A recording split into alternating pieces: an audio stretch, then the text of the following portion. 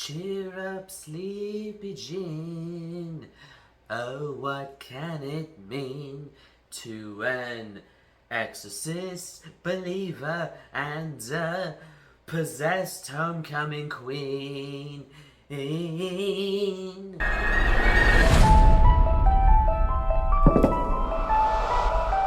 Hi, I'm Dave, fan of Halloween Year Round, and we're here not to talk about the Monkey's greatest hits, but the new Exorcist Believer, a movie that deeply, deeply frustrated me for reasons I will get into. So, real quick, if you haven't seen the movie, I'm going to get into spoilers. I'll put a link to my non-spoiler written review in the description, so, check that out, come back here. Now that you've all been warned, it's not that it's bad. It's bad. It's ultimately the issues with Exorcist Believer can be boiled down to the simple fact that it reeks of shameless cash grab. I mean, this is something that Universal spent $400 million to acquire the rights to the franchise. So their goal was to just make the most generic thing they possibly could. And I think the reason why Exorcist Believer is getting such hate, and I'm not even saying it deserves, it's not the worst movie ever made. It is, it's still better than Exorcist 2, because at least Believer is, competently directed and acted. I think the reason why it's getting so much hate, though, is that it feels like it's representative of, and a symptom of, everything wrong with franchises and requels and remakes. It's just all of that rolled up together is Exorcist Believer. Because here's the thing, the first maybe third of the movie is actually pretty interesting, and you have these two teenage girls. They go off, they're missing for 3 days. It's genuinely tense. The family's trying to get them back. The girls come back, but they're not quite the same. They start acting creepy, and they're like, oh, is this, is there something wrong with them, psychologically?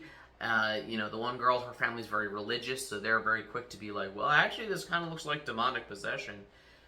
So had the movie gone that route and just been its own standalone possession exorcism movie, I think it could have had really good potential, because here's the thing. There's a lot of talent, both, in front of and behind the camera. Now, I will defend that David Gordon Green is a good director. He knows how to put together sequences that are really interesting. He does a lot of... As a director, I really like, what he does. Even Halloween Ends, which... major issues with the story, not the directing. So, and I know that he's also, involved in the story. So I'm not letting him off the hook entirely as a writer. I'm just saying that everyone's saying he's a terrible director. I don't think he's a terrible director. I think he just has very weird ideas that don't all pay off. I think that it worked for Halloween Kills. It didn't work for Halloween Ends, and it certainly isn't working for Exorcist Believer. So you have a lot of talent. You have Leslie Odom Jr., huge fan of Hamilton. That's the main thing I know him from. He's great in it. He, in there is this arc for him about this guy that, he lost his wife, he's lost his faith, and the whole idea of his daughter being possessed, it's challenging his own beliefs, and it's challenging, his own values. And that's an interesting dynamic that I wish he had gotten to do more in the movie. Because it's right around the midpoint, it's oh wait, this has to connect back to the original Exorcist. So we've got to bring 90-year-old Ellen Burstyn, which, bless her heart, Ellen Burstyn is a treasure. The fact that she's 90 years old, she's still kicking it, she's still got it. The fact that, apparently her fee for appearing in the movie was setting up like an acting scholarship. So major props and kudos to Ellen Burstyn for doing that, and just for agreeing to do this movie at all. The problem is the movie doesn't know what to do with her. So, the parents, they seek her out, and she's like, oh yes, my daughter was possessed, although I didn't witness it, so here, let me help you with your possession. And it's like, but you weren't actually there. And how do you know? Like, she shows up, and then it's like she does her own, like, mini, like, half-assed exorcism that results in her immediately getting her eyes gouged out. And it's like, okay, I'm all for gory horror movies featuring people's eyes getting gouged out, okay? Don't get me wrong. I love an eye gouging as much as the next guy. But you gotta earn it. And this movie, it just brings her back to, like, gouge her eyes out. And then she's gone. She's on the sideline for the rest of the movie. And it's like, I mean, honestly, most, like, all the stuff in the trailers and the clips like that, that's pretty much all her screen time. So it begs the question, why did you bring her back? If for no other reason than, oh, see, it does connect to the original. It's in that this movie suffers. I joked, so I saw it with my friend Patrick, and literally, like, we're halfway through the movie, and I whispered to him, I'm like, yo, wouldn't it be hilarious if the movie ends with, like, Linda Blair showing up, and then they, like, hand her a lightsaber, like, at the end of Force Awakens, and it's a tease for the next movie? And movie, when I said that, I was joking. I didn't mean I wanted you to literally bring back Linda Blair in a cameo at the very end just to tease the next movie. But lo and behold, that's exactly what it did. Which brings me to the second major issue with this movie. The fact that it is supposed to be the first of a trilogy. Now, I know that worked for the Halloween series.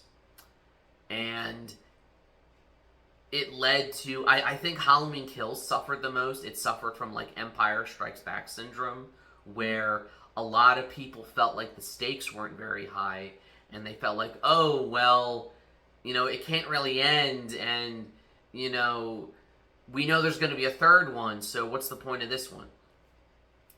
And I think when you go ahead announcing trilogies from the start like that, you're kind of putting the cart before the horse. Whereas it sort of works for Halloween, because slashers were always a genre that could have sequel after sequel after sequel.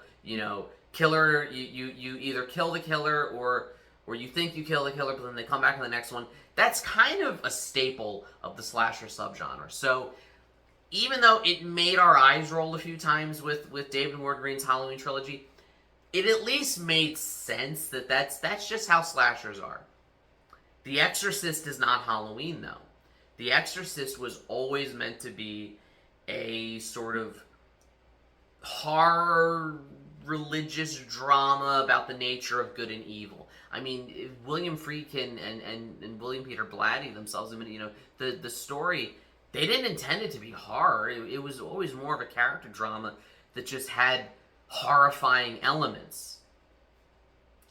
And I think that trying to treat it the same way you treat Halloween, it almost feels disrespectful, because Exorcist always had a sort of gravitas to it that slashers just don't. And I say that as a horror fan. I love slashers, but they are what they are, and The Exorcist was what it was. So to kind of put that in there, and to kind of just throw in this Linda Blair cameo at the end, that honestly makes it feel like an MCU movie. Like, that's not what I want out of an Exorcist movie.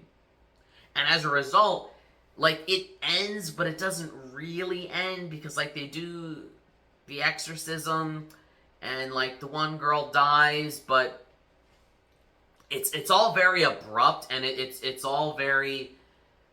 It feels like such a half-assed ending, because they know, oh, well, we can't wrap everything up too tightly, because we still got to do the next one.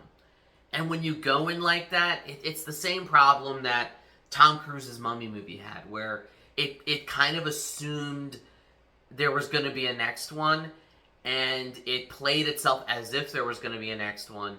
So the fact that there wasn't a next one just makes it look really, really awkward. And don't get me started on the actual exorcism scene.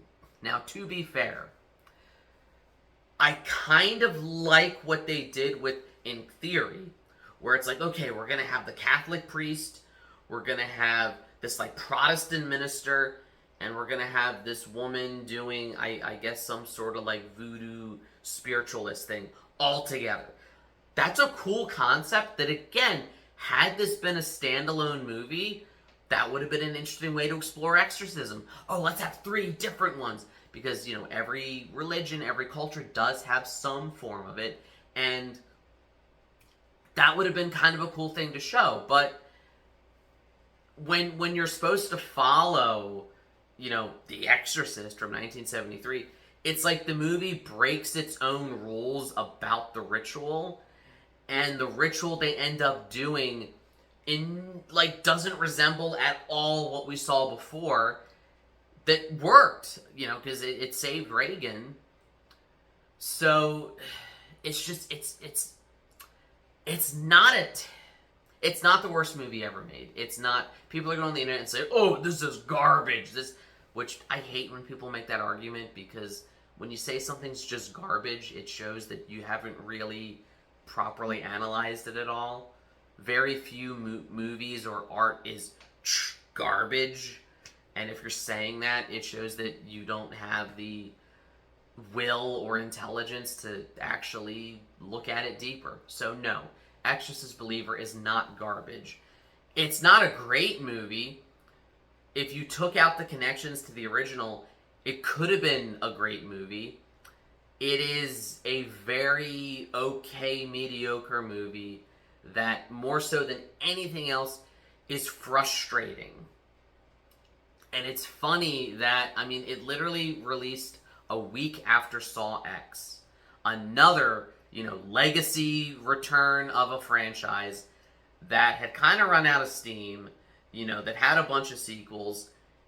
And it's like, it's such a contrast, because Saw X treats its source material with such respect. And it feels like there was a love and passion of that put into it. Exorcist Believer just feels like, well, this is what we're doing now. The fact that there wasn't any type of, like, tribute to William Friedkin, who only just died, like, 2 months ago, is just a larger, you know, representation of what's wrong with this movie, that it does not respect where it comes from. You know, it regards its source material as content rather than art. And I think that's the reason why it was so frustrating to see, and why, you know, I don't know where this is going to go. I know they dropped $400 million just to acquire the rights. I know that Blumhouse and Universal really want to get a return on their investment, but, you know, if this movie ends up flopping, they might not get their trilogy. They might do one more just to kind of wrap it up, but they may not get there, because if you're starting off a trilogy and, like, this is your start point, and there's nowhere to go but down, and I fear for what may come after this. So let me know what you thought. What did you think of Exorcist Believer? Did you like or not like Linda Blair's cameo at the end? What do you hope to see in the sequels, the rest of the trilogy, if they end up doing it? Like, share, subscribe, all the YouTube stuff. Remember, I'm still running that promotion with the Ghostface Popcorn Bucket. As soon as we hit 1,000 subscribers, 2 lucky subscribers are going to win that Ghostface Cinemark Popcorn Bucket, so be sure to subscribe. If you don't, you may end up getting possessed by Pazuzu, and not in a great movie like The Exorcist, but in a violently mediocre movie like Exorcist Believer. And, as always, every day is Halloween.